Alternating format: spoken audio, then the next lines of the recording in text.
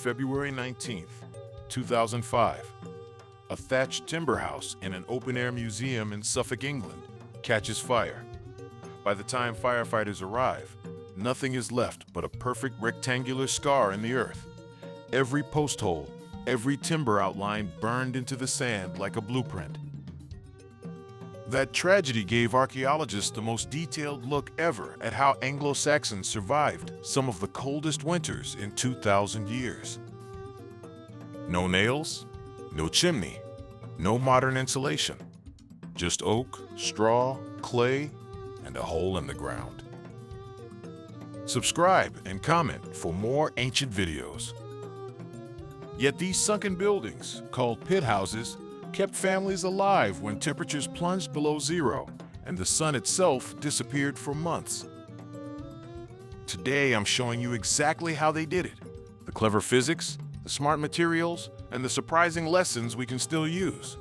This is the lost art of staying warm when the world tries to freeze you. In 2005, a reconstructed Anglo-Saxon house at West Stow, Anglo-Saxon village burned down. What remained wasn't destruction. It was a perfect archaeological record. Archaeologist Jess Tipper's team studied the charred remains and published a detailed report. The building had stood exactly over an original 5th to 7th century pit house.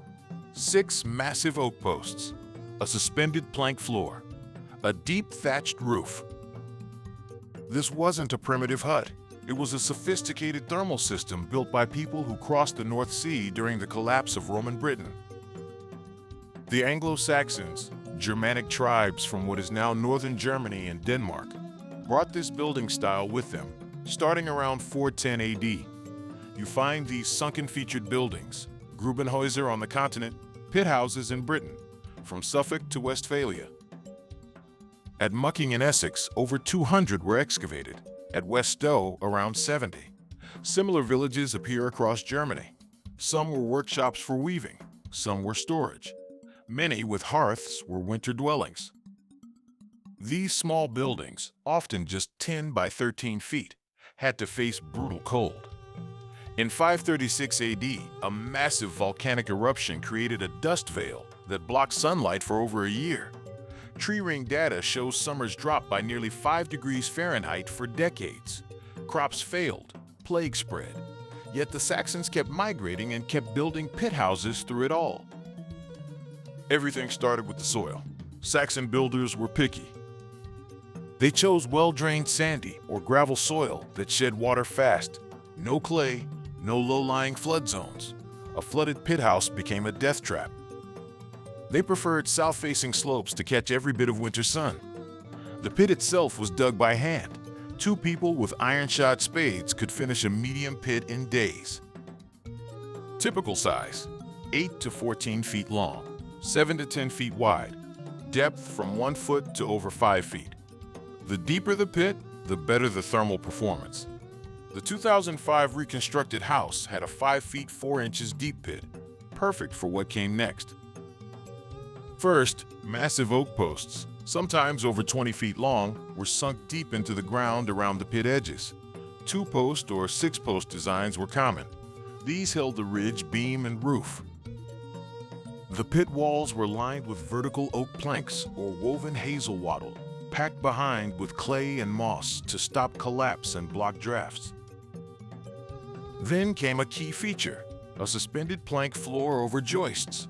This created a cool storage cellar underneath, while the living space sat above. In other houses, the pit floor itself was used.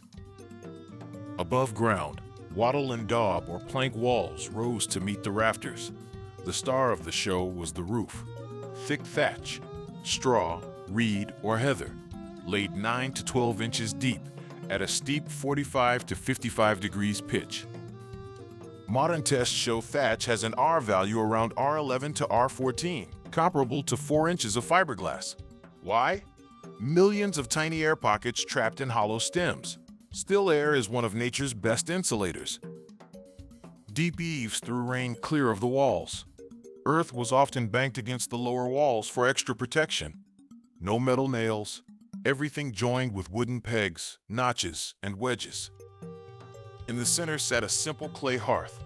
An open wood fire burned. No stove, no chimney.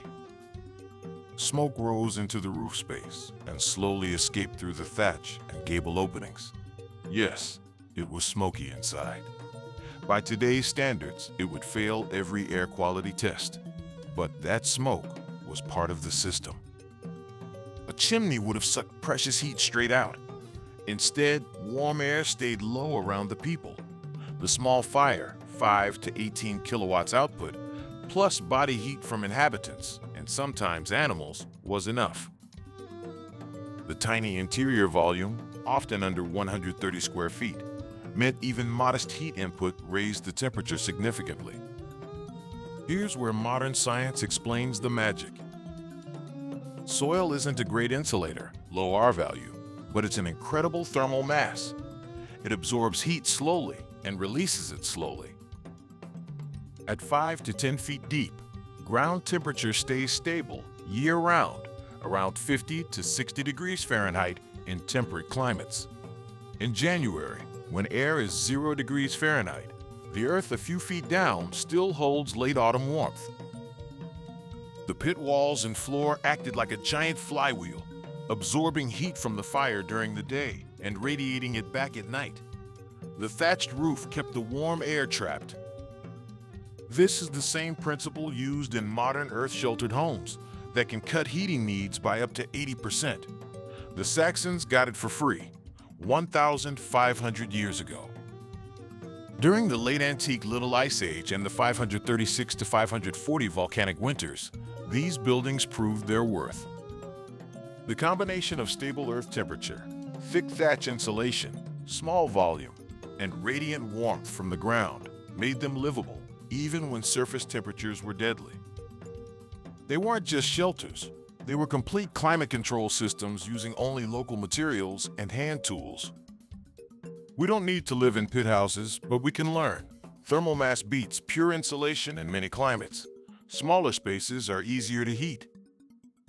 Working with the ground instead of against it saves energy. Simple, natural materials like thatch still outperform many modern products. Modern earth, bermed and passive houses owe a quiet debt to these ancient designs. The Anglo-Saxons didn't have thermometers or building codes. They had sharp observation and practical wisdom. They dug into the earth, wrapped themselves in thatch, and let physics do most of the work. And it worked for centuries. If this video opened your eyes to forgotten building knowledge, hit like, subscribe, and turn on notifications. We explore medieval and ancient ways that still beat modern solutions.